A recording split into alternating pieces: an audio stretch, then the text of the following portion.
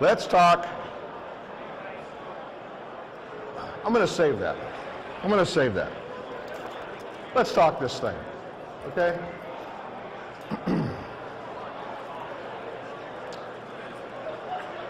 90 days ago, Paul Elias won the FLW tournament, Lake Guntersville in Alabama, on a bait called an Alabama rig. It has become the craze. We cannot do a show without talking about the Alabama rig, okay? It's all about the Alabama rig. As I told you before, Bass has banned this bait from the Bassmaster Elite Series. This means Kevin Van Dam and Skeet Reese cannot throw this rig in Bassmaster Elite Series fishing. Why? Because it's too good. It's too effective. You guys buying that? I'm getting to that, Vic. If I cast it, I lose the whole crowd. All they do is focus on that. I got the Lowrance Electronics rep from 1971. All they had was a green box flasher telling me how to do a seminar, and his #1 pro staffer from 1973. Right there, those two guys. First guy to ever have a Lowrance sticker on his boat's that guy right there in that old Ranger jacket. He thinks I don't remember that stuff. All right, the Alabama rig. Only in California can you have 3 hooks on it, right? All right, here we go. That thing don't look so stupid, does it? All of a sudden, the lights just went on. All right. Just about every tournament this winter at Clear Lake has been won. I felt him. I don't have hands of stone. Just about every tournament on Clear Lake this year, this winter, has been won on this bait and won with over 30 pounds of fish. Okay? Now here's the other deal that tackle stores really like. This thing with all the jig heads and all the skirts and the Alabama rig and all that other fun stuff, you're into about 40 bucks, maybe 45. And you guys wouldn't buy a Lucky Craft because they were 15 bucks, right? But you guys can't wait to go get one of these, can you? They've been around trolling forever, okay? Are they magic? Should they be banned? Should they not be banned? I don't know. I don't know. I don't like the idea that in tournament competition, I can't tell if a guy across the lake from me has 3 hooks or 5 hooks. That bothers me a little. That's the deal. The umbrella rig, the Alabama rig, the Calabama rig, whatever you want to call it. Pretty effective, pretty cool looking bait. Yes, you can buy them. All the stores have them. Mark's got a whole selection of them over there at Bass Tackle Depot. The line will start right here at the Dobbins Rod Rack as soon as we're done, okay? Those little trailers I have on it, that's my buddy Andre Moore's Reaction Innovations. That's his little skinny dipper bait, and they're kind of cool. Now, let me remind all of you that this was not the first technique to ever be banned from tournament bass fishing. You guys remember what the first technique to ever be banned from tournament bass fishing is? Too long a pole. A guy right here on the California Delta, a very dear friend of mine, Freshwater Fishing Hall of Fame member Dee Thomas, invented a technique right here in California called flippin.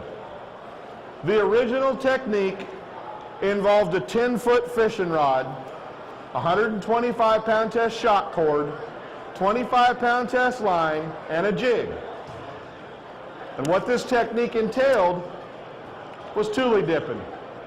And Dee would take the rod from the end. They would just dip that jig into the holes of the tules in the reeds down in the delta.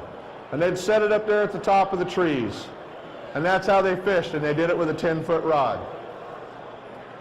First tournament Dee ever showed up to with a 10-foot rod, he got beat like a drum. And they all laughed at him, and if you guys know Dee Thomas, he's the most competitive man in the world, okay? Dee Thomas is so competitive, he wants to be the first guy in the bathroom at Russo's before the tournament starts, okay? That's how competitive Dee Thomas is, all right? So the first thing they did was laugh at him and said, you know, bring them big rods back next week, we'll fish again. Dee did. And he whooped them. And he brought it back the week after that. And the week after that, Dee was a produce manager for Safeway. And he dropped a piece of lettuce from his sandwich. And he leaned down to get the lettuce, because as a produce man, you never leave lettuce on the floor, someone will fall. And when he leaned down to get the lettuce, he flipped his boat. He was fishing out of a 14-foot aluminum boat. They had the winning string in the boat at the time. And that time, we didn't have live wells. They weren't throwing them back, right? So what Dee do? They uprighted the boat. They salvaged what tackle they could. They had their two 10-foot rods. They went out that afternoon, caught another winning string, and won the tournament. Right after that, the whining group of bass fishermen that were tired of being separated from their butts and their wallets decided that we would do one thing. We would ban Dee's 10-foot rod. That'll stop him. So what did he come up with? Him and Dave Myers from the Fenwick Corporation came up with a technique called flippin, what we know flippin. And Dee started it with a 7.5-foot fishing rod. The first thing they did, it was a striper rod originally. They moved the guide farther up the rod so that you could pick up a handful of line. You could take that flipping bait, whatever you were fishing, it's a shallow water technique, and you could swing that bait into your target. You could pick that bait up, swing that bait into your target. Very soft presentation. It's the best shallow water technique ever. It's probably won more bass tournaments across the country than ever. It's made careers for guys like Denny Brower, Hank Parker, Gary Klein, Skate Reese. All those guys will credit Dee and the flipping technique. So is the Alabama rig magic, guys? I don't know. I think it's pretty cool. And I think it went from, look at that silly looking thing he's got tied on that rod, to, oh dang, look at that when I threw it in the tank. They look pretty cool. But I don't know that it's magic, and I don't know that it needs to be banned any more than we needed to ban 10-foot fishing rods in 1976. It's where we are. Now, how many of you have used the flipping technique to catch a fish? A lot more of you. A lot more of you. But it's right back to that talk we were doing about mechanics, guys. Flipping, pitching, putting that bait where I want it. Okay, it's very, very effective. Thank you, Vic. Good seeing you, buddy. When all else fails, nothing else works. I'm not catching them anywhere I go. I can't get a bite to save me. Break out the spinner rod, the 6 or 8 pound test line. No, I did not rig this wrong. It's supposed to be rigged like this. It's called a wacky rig. I'm going to take my Cinco or my humdinger or any of these yum dingers or any of these other baits I'm going to fish. I'm going to rig it up just like that, what they call wacky style. 6 or 8 pound test line, my little Akuma spinning rod. And that's how I'm going to go fishing, right there. And I don't care if you fish a farm pond, or you fish Lake Shasta, or you fish Lake Oroville, or you fish Lake Okeechobee in Florida. That technique right there will kill them. That is absolutely idiot-proof. So if you have a partner that you think might qualify, tie that on for him. A great bait. Cinco, 5 or 6 inch, tie it on, throw it out. You see how slow it sinks. We got a lot of current in the tank, so it is hard to get the bait to do everything. But you see how slow that thing sinks. The bait manufacturers hate it when I tell you this. You need to buy an absolute box full of different color Cincos or yum dingers. You need every color imaginable. You only need to fish with green pumpkin, but you need to own every color imaginable, okay? Because that keeps us all living in the manner in which we become accustomed to, okay? So we're going to pick it up, set it back down. That's how we're going to fish the bait, okay? And that's little yum dingers manufactured by Pradco. It's a great little bait. We pick it up, set it down. When the line gets tight and they swim off, set the hook. The other thing you can do if you want to increase the rate of fall on that bait you can fish a little wacky rig, put a little nail weight in the nose of the bait, and it'll sink it right to the bottom. Gets it down there a little bit easier. Let's talk briefly, guys. Let's talk fishing line. Fishing line is very important. Most of you don't change your line often enough. The other thing a lot of you don't do is you don't retie often enough, okay? How many of you have been out there fishing and you get hung up on the bottom and you're doing this deal? Right, and pretty soon you go, oh, I got it back. Well, what do? Go right on fishing, don't you? Because you got your jig back, you don't have to stop and tie another one on. Now what happens is about 2 hours later, you forgot all about that little line stress deal you did, like this. And all of a sudden, ka-thunk, I get that bite, and I set the hook, and I get that giant coming to the boat, and she comes up to the surface and wallers around, and she gets right to the boat, and she gives one good last dig, and pow, she breaks my line. What do? I talk bad about that manufacturer of that fishing line for the rest of my life, don't I?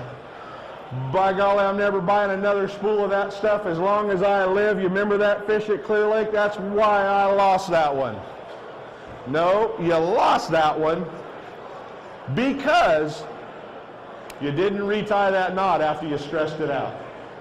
How many of you still have snap swivels in your tackle box?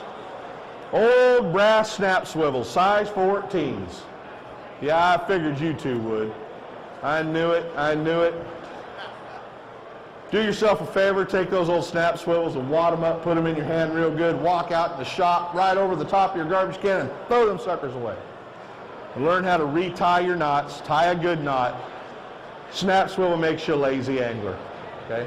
So it's something that you have to do.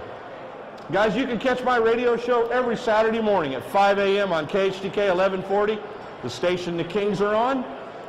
Or you can archive the show and listen to it right on the pages of WesternBass.com. They do a great job with their forums, their lake reports, everything they're doing. They've got an online magazine that's awesome. You get an opportunity to flip the pages and read that. Check it out. We also invite you to stop by and sign the petition at waterforfish.org, because if we don't stop these guys trying to take our stripers, I promise you guys the greenfish are next. We are going to fight them. We're going to fight them hard. We're going to fight them all the way through February at that Fish and Game Commission. They don't want to give up real easy. We got a great lineup of speakers. And guys, I want to introduce somebody to you. I talked about Dee Thomas. I see a guy down here in the crowd with me. This guy, he's not paying any attention to me, but this guy down here in the crowd is truly one of my heroes in bass fishing. He's a guy that I was standing on the dock at Clear Lake in 1976 watching him win a Western Bass tournament. He's a 4-time U.S. Open champion, our reigning Iowa Cup champion. He'll be in our roundtable seminar with us, but if you want to talk to him today, he'll talk bass fishing with you. He is truly a Western legend. Mr. Mike Folkstad hanging out with us today, and Mike is one of my heroes in Western fishing, guys. It's a pleasure to have Mike here at the show, and he's going to be in the roundtable hanging out with us on Saturday at 12:30. So, guys, I'm going to be hanging out over in the Triton Boats booth at Gone Fishing Marine, and we invite you to come to Gone Fishing Marine the third Tuesday of every month at 6:30 for our Ultimate Bass University. It's a free seminar, a free class. Come down and join us. My name is Kent Brown. Tune in to Ultimate Bass Radio. Wear your life jackets, guys, and thanks for coming to the ISE show for 25 years.